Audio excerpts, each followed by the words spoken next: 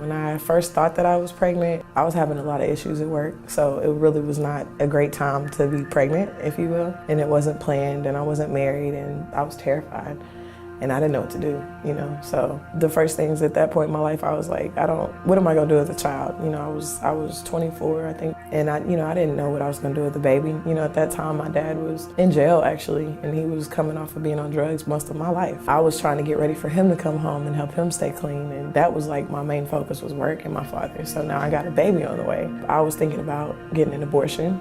I was devastated. I didn't know how to deal with not keeping a child. Let alone, I wasn't even ready for one. I was just an emotional wreck. And eventually I made an appointment with her, and I came in and I had an ultrasound.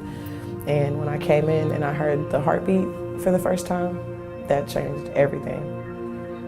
When you don't think about anything like that, you're only really thinking about yourself until you hear that heartbeat.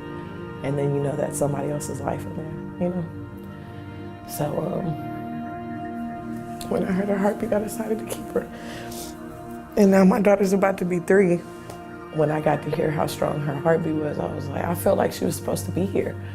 And it didn't matter what anybody else told me.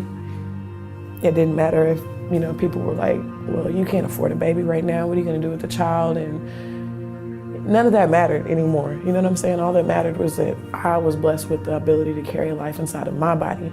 And that baby was supposed to be here for something. To me, the ultrasound was the best part because up until that point, I did not think about anything but myself. I did not think about the blessing that I was given and what was inside of me. You know what I'm saying? So to me, that was perfect. Going through the whole process was beautiful, and I had to go pretty much to everything by myself, but it was still amazing because I wasn't by myself. I still had someone with me all the time. On top of God, I had my child, I don't know where my life would be without her. And if I could ever tell anybody to, think again, or maybe, if you don't know where the money's gonna come from, because in the midst of all of that, I ended up losing my job. So I had no money coming in.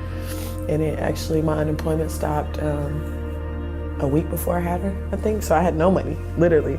By the grace of God, I got a room full of furniture. I have stuff that I've gotten at the baby shower that I still have to this day at 3 years old. Blessings come from kids being here.